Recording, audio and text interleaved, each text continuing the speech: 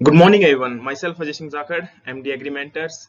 And guys, again एक important questions की video के साथ आज हमारा जो टॉपिक है या फिर कह सकते हैं जो सब्जेक्ट हमने चूज किए हैं वो एनिमल हस्बेंड्री और आपका एग्रीकल्चर इंजीनियरिंग। तो उसके कुछ इंपॉर्टेंट क्वेश्चंस जो कि मेनली रिलेटेड है आईबीपीएस एएफओ से उनको डिस्कस करेंगे। सो गाइज चलिए।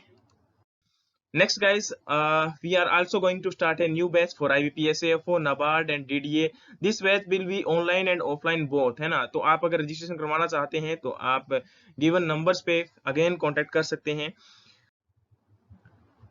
सो ये कुछ इंपॉर्टेंट क्वेश्चंस जो हैं गाइज, ये या तो किसी एग्जाम में पूछे गए हैं या ये किसी एग्जाम में जो टॉपिक पूछा गया था उसी से रिलेटेड इन क्वेश्चंस को हम यहाँ पर क्या कर रहे हैं, डिस्कस कर रहे हैं। सो What is the capacity of ultra low volume sprayer?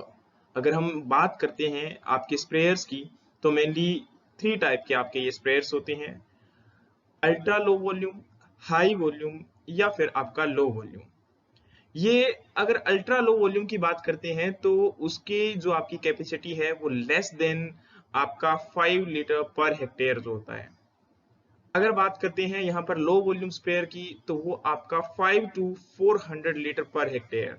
और अगर हम बात करते हैं यहाँ पर हाई वॉल्यूम स्प्रेयर की तो वो आपका जो है more than 400 litre per hectare उसकी जो है कैपेसिटी होगी। सो गाइज यहाँ पर आपका अल्ट्रा लो वॉल्यूम स्प्रेयर पूछा गया था तो इसका आंसर आपका क्या होगा, less than 5 litre per hectare. Okay guys, सो ये आपकी एक लिस्ट है, यहाँ पर आप पढ़ सकते हैं ऐसे से ultra low volume, high volume and low volume sprayer. So guys अगर इनकी बात करते हैं है ना तो तीनों ही इंपॉर्टेंट है और यहाँ से आपके एग्जाम्स में कई बार क्वेश्चन पूछे जा सकते हैं। सो प्लीज इनको कंसर्न करना, ठीक है। नेक्स्ट आपका क्वेश्चन है use of flood jet nozzle nozzle is required for. जो आपकी फ्लड जेट नोजल होती है वो किसके लिए रिक्वायर्ड होती है? Minimise the drift of chemical, used primarily where plant foliage penetration, used largely for broadcast spraying and better adhesion of, जो आपका इसके अंदर बात की जाए तो better adhesion of जो आपका फ्लूइड जो होता है उसके अंदर जो केमिकल होते हैं उनको प्रॉपरली एडजुवेंट की फॉर्म के अंदर बनाने के लिए उसके लिए यूज किया जाता है। सो गाइस ड्रिफ्ट का मतलब क्या है? ड्रिफ्ट मतलब जैसे आपने देखा होगा आपका जब स्प्रे करते हैं है ना, तो मेनली जब स्प्रे किया जाता है तो आपने देखा होगा वो फैल जाता है ना, आपका कहीं और ना गिर जाए, तो प्रॉपर एक जगह पर जहां आप डाल रहे हो वहीं पर वो गिरे, ठीक है। तो उसका आपका ड्रिफ्ट जो है ना, जो उसका फैलाव जो है उसको कम करने के लिए मेनली जो है फ्लड जेट नोजल को आप यूज करते हो, ठीक है। सो गाइस इसका आंसर क्या होगा? Minimise the drift. Next question आपका है यहाँ पर, सॉरी उससे पहले आप डिफरेंट टाइप ऑफ नोजल को देख सकते हैं। Hollow cone nozzle, disc and core type, दूसरा आपका है फ्लैट फैन नोजल, तीसरा आपका यहाँ पर है फ्लड जेट नोजल और फोर्थ आपका अगर बात करें तो आपका एडजस्टेबल नोजल। सबसे पहले होलो कोन नोजल डिस्क की बात करते हैं तो इसका मेन फंक्शन देखो, यहाँ से आपके कई फंक्शंस जो है आपके पूछ लिया जाते हैं। तो प्लांट फोलिएज पेनेट्रेशन जो है वो इसके द्वारा किया जाता है, किसके द्वारा? Hollow cone nozzle disc and core type. Okay guys, और इसमें ड्रिफ्ट को कंसिडरेशन नहीं किया जाता। नेक्स्ट आपका है flat fan nozzle. Flat fan nozzle जो होता है वो आपका ब्रॉडकास्ट स्प्रे के लिए मेनली यूज किया जाता है। और जो अभी हमने पढ़ा था फ्लड जेट नोजल, ठीक है, तो ये आपका जो है मेनली ड्रिफ्ट को कम करने के लिए जो है इसको यूज किया जाता है। और तीसरा आपका यहाँ, सॉरी लास्ट आपका जो है वो है एडजस्टेबल नोजल। और गाइज अगर एडजस्टेबल नोजल की बात करते हैं तो एडजस्टेबल नोजल जो आपका कई प्रकार का होता है, एक सिंगल टाइप नहीं है, ये फर्दर आपका डिवाइडेड होता है ना। तो फिर किसी एक लेक्चर के अंदर हम इनका पूरा का पूरा जो है इसको स्टडी करेंगे, लेकिन अभी तक हमारा क्वेश्चन की अगर बात करें तो which of the following machine is good for zero till sowing crops under surface residue retention, यानी कि आपका जो सरफेस रेजिड्यू है वो रिटेंशन रहे, यानी कि वहां पर पड़ा रहे, तो उसके लिए कौन सी मशीन जो है आप यूज करोगे, है ना। तो अब देखिए आपको पता होगा आजकल एक ट्रेडिशन चल चुका है या फिर कहीं ना कहीं देखा जाए तो बहुत इंपॉर्टेंट भी है एनवायरनमेंट को प्रोटेक्शन करने के लिए। आपका जो राइस का रेजिड्यू होता है उसी के अंदर रेजिड्यू खड़ा होता है और उसी में आपकी विदाउट एनी टिलेज प्रैक्टिसेस आप क्या कर देते हो, क्रॉप्स की सोइंग कर देते हो, है ना। और उसके ऊपर जो सरफेस रेजिड्यू होता है वो एज इट इज रहता है, वो हेल्प करता है किसमें, हमारा जो वाटर रिक्वायरमेंट है उसको कम करने में। दूसरा कहीं ना कहीं देखा जाए तो आपका जो वाटर का इवेपोरेशन हो जाता है उसको कम करने में, आपकी इनपुट कॉस्ट को कम करने के लिए, इन सभी पर्पज के लिए हम क्या करते हैं, उसको यूज करते हैं। सो गाइज आपका हैप्पी सीडर, आजकल आपको पता होगा हैप्पी सीडर, अब देखो जीरो टिल ड्रिल भी यूज किया जाता है ना। अब आपका यहाँ पर क्वेश्चन जो है वो ये बनता है कि ये भी यूज किया जाएगा और ये भी यूज किया जाएगा, सर इसको हम कैसे आइडेंटिफाई करेंगे। सो गाइज इसमें बोला गया था which of the following machine is good for zero till sowing crop under surface residue retention. देखो जीरो टिल में भी और हैप्पी सीडर में, दोनों में ही यहाँ पर यूज किया जाएगा। सबसे पहले और सबसे इंपॉर्टेंट तो आपके लिए ये है ना। लेकिन अगर ये दोनों कंडीशन अगर बन जाती है तो उस समय हमें हैप्पी सीडर को चूज करना पड़ेगा। इसका रीजन क्या है, क्योंकि आपने देखा होगा जब हैप्पी सीडर की बात करते हैं तो हैप्पी सीडर मेनली आपका व्हीट की सोइंग के लिए राइस के फील्ड के अंदर इसको यूज किया जाता है ना। और इसका अगर देखा जाए तो ये आपका मेनली इसके अंदर एक ब्लेड लाइक स्ट्रक्चर आगे लगा होता है जो कि क्या करता है, रेजिड्यू को आपका साइड में करता हुआ चलता है ना। सो गाइज यहाँ पर आपका बहुत इंपॉर्टेंट है कि सर हैप्पी सीडर को चूज करेंगे या जीरो टिल ड्रिल को चूज करेंगे। सो गाइज जब दोनों के आपस में कंपैरिजन की बात आती है तो उस समय हमें हैप्पी सीडर को ही चूज करना पड़ेगा। ठीक है गाइज, तो ये आपका है rotary dibbler tractor operated zero till cum fertiliser drill, और नेक्स्ट आपका है हैप्पी सीड ड्रिल। तो अगर इनकी बात करते हैं तो रोटरी डिबलर जो है मेनली डिबलिंग के लिए यूज किया जाता है, जिसमें लार्ज साइज के जो सीड्स होते हैं, बोल्ड सीड होते हैं जैसे कि मेज सोयाबीन है ना, तो उनको आपका जो है सोइंग करने के लिए, और इसकी कैपेसिटी जो है आपकी 0.6 to 1 hectare per day. Okay guys, next है tractor operated zero tills seed cum fertiliser drill. तो जीरो टिल जो आपकी सीड कम फर्टिलाइजर ड्रिल है इसके अंदर आपकी कैपेसिटी देखी जाए तो 0.3 to 0.4 hectare per day, sorry per hour, और 75% इसकी जो है एफिशिएंसी होती है। और हैप्पी सीडर की अगर बात करें तो इसकी कैपेसिटी भी आपकी 0.3 टू 0.4 हेक्टेयर है, और मिनिमम जो ट्रैक्टर ऑपरेशन के लिए इसको जो ट्रैक्टर की रिक्वायरमेंट होती है वो 50 हॉर्स पावर ट्रैक्टर की रिक्वायरमेंट होती है। सो गाइज ये आपके कुछ इंपॉर्टेंट थे जो अगर सीड सोइंग की बात करते हैं तो यहाँ से आपके क्वेश्चन जो है पूछे। नेक्स्ट है gestation period in cow is.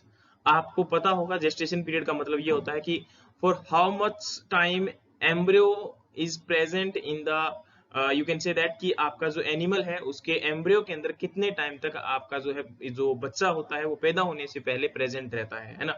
So guys यहाँ पर क्वेश्चन आपका पूछा गया है कि काओ के अंदर जेस्टेशन पीरियड जो है वो कितना होता है, 300 टू 310, 230 से 235, 280 से 285, या 320 टू 325 डेज। आपको पता होगा यहाँ पर जब भी बात करते हैं काओ के लिए तो काओ का जेस्टेशन पीरियड आपका 280 टू 285 डेज होता है, यानी कि थर्ड ऑप्शन आपका क्या होगा, राइट आंसर होगा। ओके गाइज, तो यहाँ लिस्ट मैंने आपको प्रोवाइड करवा दी है जेस्टेशन पीरियड ऑफ जो आपके डोमेस्टिक एनिमल्स हैं, जैसे कैटल के लिए 283, बफेलो 310, शीप आपका 145, गोट 155, बीच 62 डेज है ना। और अगर सो की बात, जो फीमेल डॉग होती है उसे क्या बोलते हैं, बीच बोलते हैं है ना। सो अगर बात की जाए तो 114 डेज है ना। अब देखो सो का बोला गया है तो सो किसका है, अगर बात की जाए तो सो जो है फीमेल है किसका, सुअर की बात करते हैं तो सुअर का जो फीमेल होता है, पिग का जो फीमेल होती है उसको हम क्या बोलते हैं, सो बोलते हैं। और ये आपका इस बार एग्जाम के अंदर भी क्वेश्चन पूछा गया था है ना। तो गाइस मेयर जो है 341 days, she camel 390 days, rabbit 32 to 35 days, और कैट का 56 टू 64 डेज होता है। Okay guys, so rabbit, cat, camel हमारे लिए इंपॉर्टेंट नहीं है, लेकिन ऊपर वाले 7 हमारे लिए बहुत इंपॉर्टेंट है, तो प्लीज इनको याद कर लेना। नेक्स्ट है yellow colour of milk is due to. Yellow colour जो आपका मिल्क का होता है वो किसकी वजह से होता है, beta carotene, fat, protein, lactose. सो गाइज यहाँ पर अगर बात करें तो beta carotene is responsible for the yellow colour of milk. So guys इसको अच्छे से याद कर लेना है ना। और के रिगार्डिंग कुछ इंपॉर्टेंट पॉइंट्स को देख लेते हैं। सबसे पहले milk is a colloid and is a mixture of liquid fat globules dispersed and suspended in water.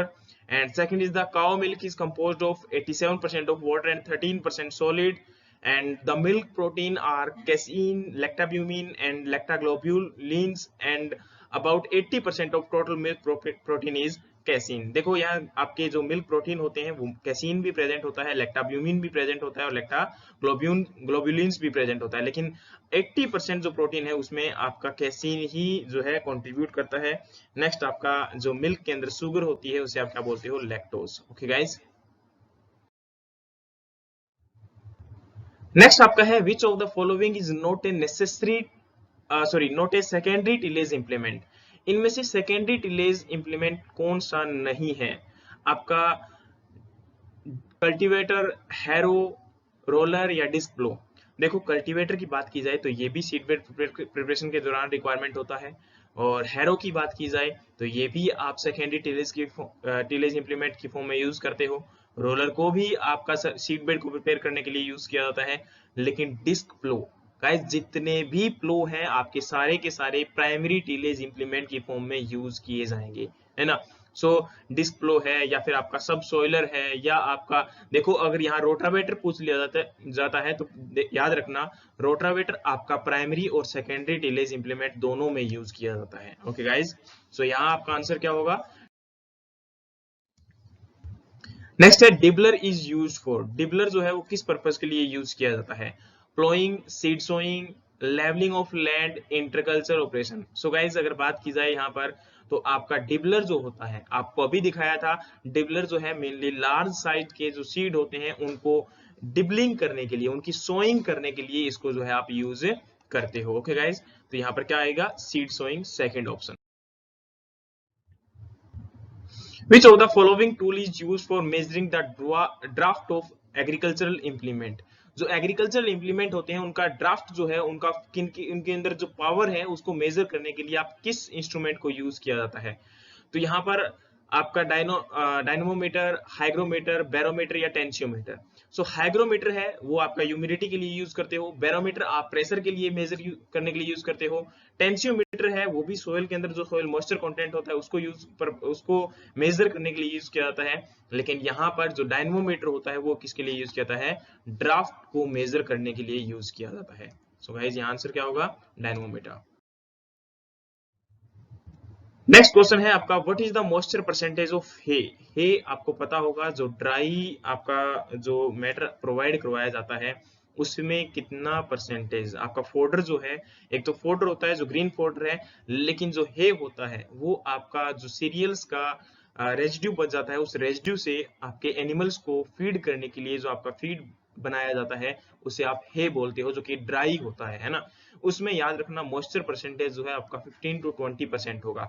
लेकिन अगर यहाँ पर साइलेज का आ जाता है तो साइलेज का याद रखना guys, national Dairy Development board जो है वो रिकमेंड करता है कि साइलेज के अंदर आपका मॉइस्चर परसेंटेज 65 to 70% होना चाहिए। और अगर साइलेज की पीएच की बात करते हैं, साइलेज में पीएच की बात करेंगे तो साइलेज का पीएच आपका 4 to 4.2 होगा, जो कि बेस्ट साइलेज पीएच होता है। ओके गाइज, और आपका मॉइस्चर परसेंटेज कितना होता है साइलेज में? 65 to 70% according to the National Dairy Development Board recommendation. So guys यहाँ हे का पूछा गया था, तो हे के अंदर आपका आंसर क्या होगा? 15 to 20%। Okay guys, next question है disease which is not covered और प्रिवेंटेबल बाय वैक्सीनेशन। कौन सा डिजीज है जो कि आपका वैक्सीनेशन के द्वारा प्रिवेंट नहीं किया जा सकता? So guys, rabies, foot and mouth disease, black quarter या फिर आपका मिल्क फीवर। सो अगर देखा जाए तो यहाँ पर बाकी सारे के सारे जो डिजीज है, rabies, foot and mouth disease, black quarter, ये सारे के सारे डिजीज हैं जो कि किसी एक कोजल ऑर्गेनिज्म से होते हैं। लेकिन मिल्क फीवर जो है वो आपका न्यूट्रिशनल या फिर टेम्परेचर या फिर एनवायरमेंटल फ्लक्चुएशंस, इन सभी वजह से आपका किसी भी कारण से आपका मिल्क फीवर हो सकता है। सो गाइज यहाँ याद रखना कि मिल्क फीवर जो है वो आपका किसी वैक्सीनेशन से प्रिवेंट नहीं किया जा सकता। ओके गाइज, और बाकी अगर बात की जाए तो इंपॉर्टेंट डिजीज जो आपके जैसे एंथ्रेक्स होता है, तो एंथ्रेक्स आपका क्या है? एक बैक्टीरियल डिजीज है जो कि आपका बेसिलस एंथ्रेसिस की वजह से होता है। ब्लैक क्वार्टर जो यहाँ पर आपका लिखा हुआ है ये भी आपका आपका बैक्टीरियल डिजीज है जो कि क्लोस्ट्रिडियम स्पीसीज से होता है। बाकी foot and mouth disease, rabies, blue tongue disease, mastitis या फिर फुट रोट डिजीज या रिंडरपेस्ट डिजीज। सो गाइज ये जितने भी आपके डिजीज हैं इंपॉर्टेंट डिजीज हैं, और इन सभी को हम जो है अच्छे से याद करेंगे। लेकिन इनका याद रखना, कोशिश करना कि आपके जितने भी डिजीज हैं इनकी एक लिस्ट बनाकर इनको अच्छे से हम एक बार पूरा का पूरा अलग से डिस्क्राइब करेंगे। सो गाइज वहां पर इनको प्रोवाइड करवा दिया जाएगा, ठीक है। तो इनकी एक वीडियो मैं आप लोगों को प्रोवाइड करवा दूंगा, और तब तक ये जो इंपॉर्टेंट डिजीज हैं और इंपॉर्टेंट क्वेश्चंस हैं इनको अच्छे से देख लीजिए। Next, guys, we are also going to start a new batch for IBPS AFO, NABARD and DDA. This batch will be online and offline both, है ना। तो आप अगर रजिस्ट्रेशन करवाना चाहते हैं तो आप गिवन नंबर्स पे अगेन कांटेक्ट कर सकते हैं। Okay, guys, thank you so much and have a nice day. And if you have found any problem, then you can message me or you can comment in. अगर आपको video अच्छी लगती है तो please comment कीजिए, like कीजिए, subscribe कीजिए, और अगर कहीं भी कमियां लगती है तो प्लीज गाइज हमें बताइए ताकि हम इसको इम्प्रूवमेंट कर सके। Okay guys, thank you so much, have a nice day.